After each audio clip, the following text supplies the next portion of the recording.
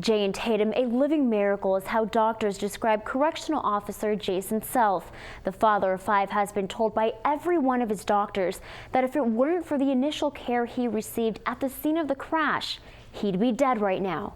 In the 10 years that Orlando Rios has been with the Odessa Fire and Rescue Department, he's never seen or worked a crash as horrific as the one Jason was in. I'd imagine that wreck over and over and over. It was just before 8 a.m. when the prison transport bus hit a damaged guardrail on I-20 near Penwell. The driver lost control and skidded off an icy overpass and down an embankment where it collided with a passing train. So is this Mr. Orlando? Yes, ma'am. It was an emotional moment. Jason and his wife Michelle met the EMT who saved his life. Thank you.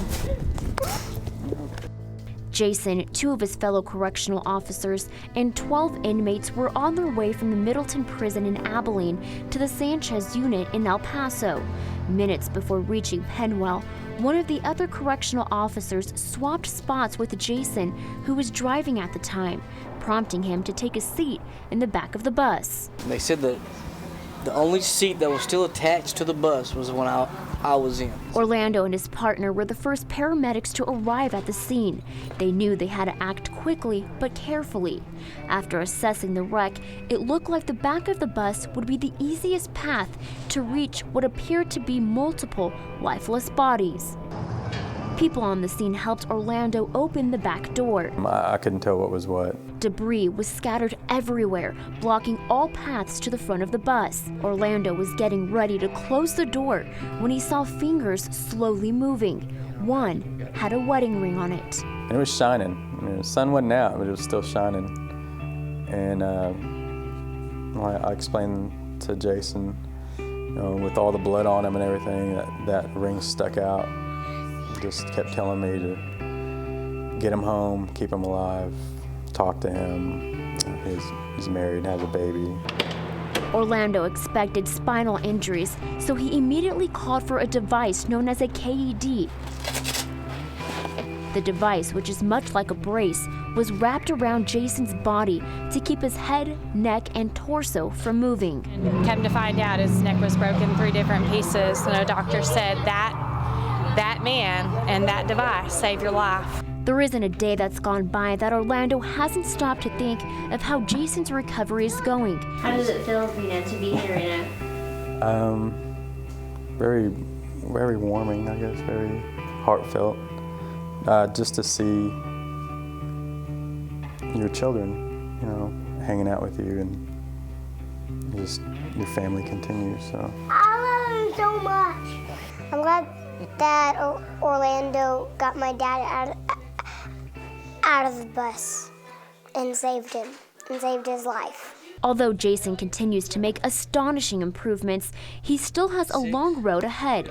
Doctors say it will be another 2 years until they know what injuries are permanent and which are not. Aside from breaking his neck, Jason also suffered a broken jaw, left shoulder blade, arm, ribs, collapsed lung, and partial brain damage. Sometimes I have a hard time remembering things, or when I'm talking, I lose track kind of what I'm talking about, or I can't find the words that I'm looking for.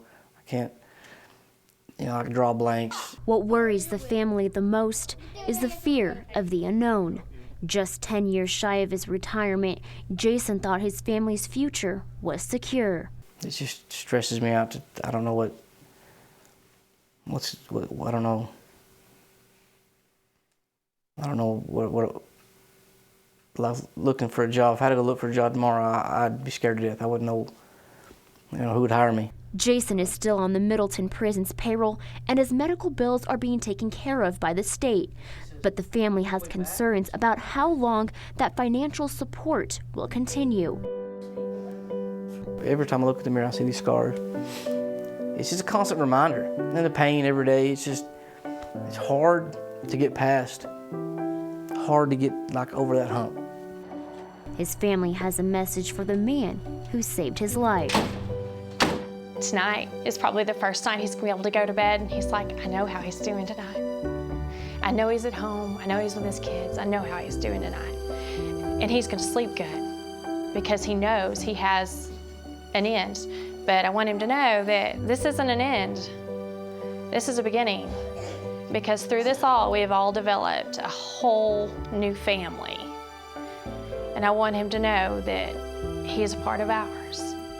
Deanne Lopez, CBS 7 News.